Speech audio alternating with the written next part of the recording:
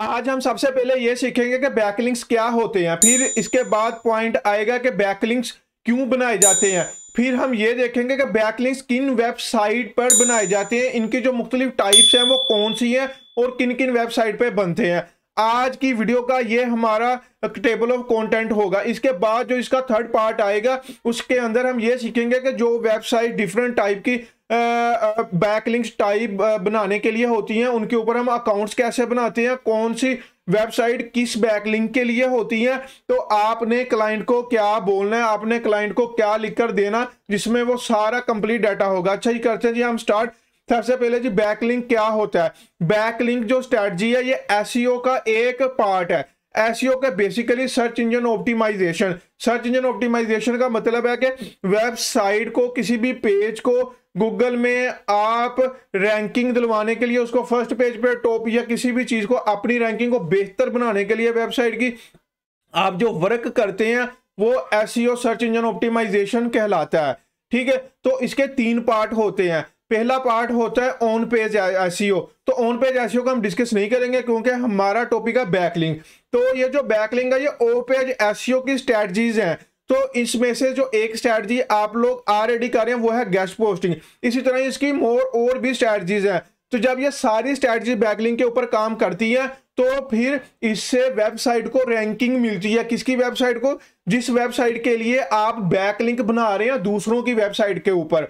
तो दूसरों की वेबसाइट जो उसके ऊपर आप क्यों बनाते हैं कि वो रैंकिंग होती है, वो रैंक्ड होती हैं। उन रैंक्ड वेबसाइट से आप लिंक्स लेते हैं, तो लिंक्स लेने से आपकी वेबसाइट को भी रैंकिंग में बेहतरी मिलती है, ट्रैफिक आती है, अथॉरिटी मिलती है, तो गूगल का ट्रस्ट बढ़ता है। तो ये गूगल पर, इंटरनेट पर डिजिटल मार्केटिंग में अपने बिजनेस को बढ़ाने के लिए, ट्रैफिक लाने के लिए ये सारा कुछ बैकलिंक्स बनाने बहुत इंपॉर्टेंट होते हैं। तो ये कितनी टाइप्स के होते हैं, चले जी आप हम इसके ऊपर बात करते हैं। आई होप कि आपको ये पता चल गया होगा कि बैकलिंक्स कहाँ से ये बैकलिंक वर्ड निकला, ये क्यों निकला है और इसके बेनिफिट क्या है। तो चले जी हम चलते हैं अब अपना वो देखते हैं कि जी वो जो बैकलिंक्स हैं वो कितनी टाइप्स के होते हैं, तो और वो उन बैकलिंक्स को क्या क्या बोलते हैं, तो वो किन वेबसाइट से बैकलिंक लिए जाते हैं। अच्छा जी, ये देखेंगे, ये सबसे पहले आपके सामने एडिटोरियल बैकलिंक, ये सबसे इंपॉर्टेंट बैकलिंक्स होते हैं। इसका ये मतलब होता है कि अगर आपने एक वेबसाइट पर एक अच्छा आर्टिकल लिखकर उसके अंदर अच्छा लिंक लगाकर उसको आपने पब्लिश कर दिया है तो वो गूगल उसको रैंकिंग देगा। अगर वो रैंक हो गया तो उसके रेलिवेंट कोई भी वो कीवर्ड लगाएगा। तो बेस्ट रोड माइक, तो इसमें ब्लॉगर्स ने अपना कंटेंट लिखा होगा, तो जिसने इस कीवर्ड पर अपना कंटेंट लिखा वो रैंक हो रही है, तो वो फर्स्ट पेज पे टॉप पर हो रही है। तो जब आप ये कीवर्ड सर्च करेंगे तो उसकी वेबसाइट टॉप पर मिलेंगी आपको। तो वो जो रैंक कर रही है वो अच्छा कंटेंट और वो कीवर्ड के थ्रू वो रैंक वेबसाइट कर रही है। तो आप क्या करेंगे जी, कोई भी उस वेबसाइट को सर्च करेगा तो वो उसके रेलिवेंट आर्टिकल लिखेगा कि इस बंदे ने इतना अच्छा आर्टिकल लिखा है और ये टॉप पर रैंक कर रहा है, तो इसका आर्टिकल से जो है वो मैं रेफर कर रहा हूं। तो इस तरह वो जो उस बंदे ने आपके आर्टिकल के ऊपर आर्टिकल लिख के अपनी वेबसाइट पे पब्लिश कर दिया और आपको रेफर कर दिया, तो वो रेफरल लिंक बन जाते हैं, तो उसको एडिटोरियल बैकलिंक्स बोलते हैं। तो ये सबसे ज्यादा बेनिफिशियरी होते हैं क्योंकि ये ऑर्गेनिक तरीके से एक बंदे को आपका आर्टिकल अच्छा लगा और गूगल को भी अच्छा लगा, उसने आपके आर्टिकल को रैंक किया फर्स्ट पेज पे टॉप पर। तो इस तरह वो जो एक अच्छा आर्टिकल होता है वो आपके लिए रेफरल लिंक्स बहुत सारे बना देता है, जिसको एडिटोरियल लिंक्स बोलते हैं। तो वो एडिटोरियल लिंक्स ये किन वेबसाइट से लिए जाते हैं, अभी हम इसका भी प्रैक्टिकल करते हैं। इसमें ये कि किसी ब्लॉगर की वेबसाइट है, ठीक है, तो जैसे इसमें ये जो है ना वो आर्टिकल पब्लिश हुए हैं, तो फॉर एज एग्जांपल ये जो हमारा आर्टिकल है ये आर्टिकल रैंक कर रहा है फर्स्ट पेज पे। तो जब मैंने इसी कीवर्ड इसी आर्टिकल के ऊपर जब मैंने आर्टिकल खुद लिखना है तो उस आर्टिकल का हवाला मैं ये दूंगा कि इस वेबसाइट ने ये आर्टिकल बहुत अच्छा राइट किया है। तो इस वेबसाइट का ये जो लिंक है वो मैं अपने आर्टिकल के अंदर ऐड करके अपनी वेबसाइट में मैं ऐड कर दूंगा। जैसे ये आर्टिकल पब्लिश हुआ, इसने अपनी वेबसाइट पे किया, मैं अपनी वेबसाइट पर करूंगा, तो मैं जो है ना इसको रेफर कर रहा हूँ। तो इस तरह गूगल ये समझेगा कि ये बहुत अच्छा आर्टिकल है, लोग इसको रेफर कर रहे हैं, तो गूगल इसको और ज्यादा अथॉरिटी देगा। तो अगर ये ऐसे लिंक आप किसी से बनवा कर लेते हैं तो वो आपकी वेबसाइट के लिए, वो आपकी क्लाइंट के वेबसाइट के लिए बहुत ही मुफीद साबित होंगे। आई होप कि आपको इसकी समझ आई होगी। इसके बाद ये अभी हम देख रहे हैं, तो इसका जो नेक्स्ट लेक्चर होगा उसमें मैं डीपली बताऊंगा कि ये लिंक्स कैसे बनाए जाते हैं। जस्ट अभी आप लोगों का माइंड क्लियर करने के लिए ये चीज़ें मैं बता रहा हूँ। तो इसके बाद जी आ जाता है हमारा गेस्ट पोस्टिंग बैकलिंक, जो आप लोग ऑलरेडी कर रहे हैं। तो किसी भी वेबसाइट से आप लिंक्स लेते हैं तो आप उसके लिए एज अ गेस्ट हो जाते हैं, तो वो लिंक्स गेस्ट पोस्टिंग कहलाते हैं। तो वो किसी भी ब्लॉगर की वेबसाइट से आप जो खुद लेंगे वो गेस्ट पोस्टिंग लिंक बन जाएंगे। अच्छा जी, प्रेस रिलीज बैकलिंक्स, ये कौन से बैकलिंक्स होते हैं? ये ऐसे बैकलिंक्स होते हैं जो न्यूज़ वेबसाइट पर आप अपना कंटेंट पब्लिश करवाकर उसके अंदर आप अपनी वेबसाइट के किसी पेज का लिंक लगाकर एंकर टेक्स्ट कीवर्ड के थ्रू, तो वो जो आप कंटेंट मिसाल के तौर पर आप लगा लें जी, न्यूयॉर्क टाइम लगा लें, या आप NBC लगा लें, CBC लगा लें, अल जज़ीरा लगा लें, ये जितनी भी या पाकिस्तान की वो जो न्यूज़ चैनल्स की वेबसाइट्स हैं उसके ऊपर आप लिंक्स ले लेंगे तो वो प्रेस रिलीज लिंक्स होंगे।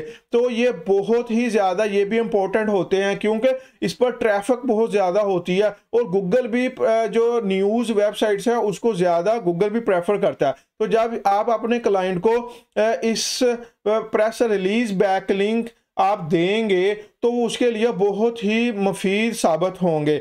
तो जी इसके बाद आते हैं डू फॉलो बैकलिंक्स। ये भी गेस्ट पोस्टिंग का ही लिंक्स की टाइप होती हैं। डू फॉलो मतलब कि आपने लिंक लेना, बट ये लिंक की आगे टाइप्स हैं कि आपने को डू फॉलो लिंक मिल रहा है या नो फॉलो लिंक मिल रहा है। ये do follow no follow links आपको एडिटोरियल बैकलिंक्स में भी मिल सकते हैं, प्रेस रिलीज में भी मिल सकते हैं। ये आपको बिजनेस पर, मतलब कि ये जितनी भी टाइप्स हैं उसमें आपको दो तरह के ये मिल सकते हैं लिंक्स। कौन से? डू फॉलो लिंक्स और नो फॉलो लिंक्स। ये डू फॉलो लिंक्स क्या होते हैं? डू फॉलो लिंक ऐसे लिंक होते हैं जिसे आप जब अपनी वेबसाइट के अंदर कंटेंट के थ्रू लिंक लगा देते हैं और उसको आप डू फॉलो जो है ना वो बताते हैं गूगल को कि ये डू फॉलो लिंक है। मतलब कि आप इसको क्रॉलिंग भी, आप इसको क्रॉल भी करें और इसको आप अथॉरिटी भी दे सकते हैं।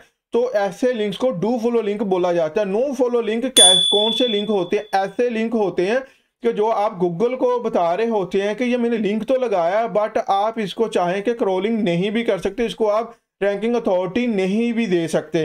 तो ऐसे लिंक्स को नो फॉलो लिंक्स बोला जाता है। तो जो डू फॉलो लिंक्स होते हैं, क्लाइंट ज़्यादातर ये डू फॉलो लिंक्स की डिमांड करते हैं।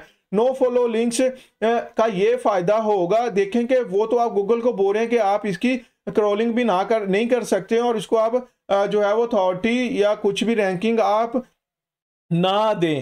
तो फिर इसका फ़ायदा क्या होगा? इसका फ़ायदा ये होगा क्लाइंट को लिंक लेने का कि ये जो बड़ी मिलियंस वाली वेबसाइट होती हैं, बाद इसमें आपको नो फॉलो लिंक वो प्रोवाइड करती हैं। बट इसका फ़ायदा क्या होगा? वो ये होगा कि उस आर्टिकल के अंदर आपका लिंक लगा होगा आपकी वेबसाइट का, तो वो क्लिकेबल लिंक होता है। तो जैसे ही उनकी वेबसाइट पर इतनी मिलियंस में ट्रैफिक होती है, जो वो ऑडियंस वो ट्रैफिक आर्टिकल रीड करती हुई उस लिंक को क्लिक करेगी तो आपकी वेबसाइट पर, मीन्स कि आपके क्लाइंट की वेबसाइट पर वो चले जाएंगे। तो इस तरह उस वेबसाइट को ट्रैफिक मिल जाएगी गूगल से नहीं, जस्ट वो जो ऑर्गेनिक रीडर होंगे वो उस लिंक को क्लिक करते हुए जाएंगे। आई होप कि आपको do follow no follow backlinks में जो डिफरेंस है वो भी पता चल चुका है। अच्छा जी, PBN बैकलिंक्स, ये कौन से बैकलिंक्स होते हैं? ये ऐसे बैकलिंक्स होते हैं PBN बैकलिंक्स जिसका मतलब होता है कि प्राइवेट ब्लॉग नेटवर्क। मीन के कोई भी बंदा, आप मैं कोई भी हो सकता है, उसने अपना एक 100 200 300 वेबसाइट का एक नेटवर्क बनाया हुआ है। उस नेटवर्क के थ्रू वो आपकी वेबसाइट को लिंक, उसकी अथॉरिटी उसकी बढ़ाने के लिए रैंकिंग, वो उसको 1 बाय 1 लिंक करवाता है। तो इस तरह बहुत सारे जो लिंक्स आपकी वेबसाइट के लिए बन जाते हैं, उसका DA वगैरह अच्छा होता है, तो उस तरह ये जो वेबसाइट्स होती हैं ये आपकी अथॉरिटी बढ़ाने में मददगार साबित होती थी। अब ये इतनी नहीं है, बट फिर भी मैं आप लोगों को जो पॉपुलर बैकलिंक स्ट्रेटजी है वो मैं बता रहा हूँ। तो इसमें backlinks, PBN backlinks, I hope के यू नो अबाउट के पीबीएन बैकलिंक्स क्या होते हैं। आगे आ जाए जी, बिजनेस प्रोफाइल बैकलिंक्स। ये कौन से बैकलिंक्स होते हैं?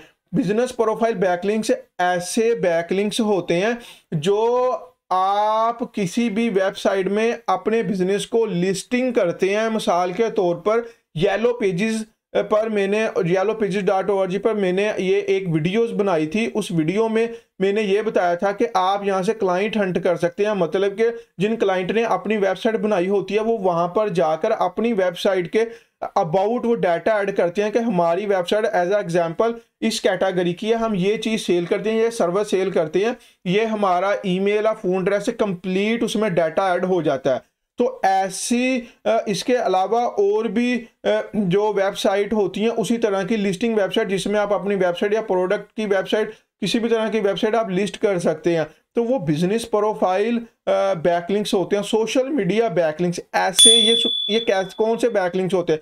ये ऐसे बैकलिंक्स होते हैं जो आप अपने सोशल मीडिया अकाउंट या पेजेस में किसी को लिंक दे दे कुछ कंटेंट के थ्रू, उसके अंदर उसका वेबसाइट का नेम लिखा होता है, उसमें एंकर टेक्स्ट जो कुछ भी हो, तो वो मिसाल के तौर पर फेसबुक है, इंस्टाग्राम है, ऐसे सोशल मीडिया पर जो आप किसी भी अपने क्लाइंट को या कंपनी को लिंक कंटेंट के थ्रू दे दें तो वो सोशल मीडिया बैकलिंक होंगे। ये कैसे बनाए जाते हैं ये सारा कुछ हम बाद में डिस्कस करेंगे नेक्स्ट में। अभी आपका मैं माइंड क्लियर कर रहा हूँ कि आप लोगों के वो माइंड में सारा कुछ मिक्सअप ना हो जाए। अच्छा जी, फोरम बैकलिंक्स कौन से होते हैं?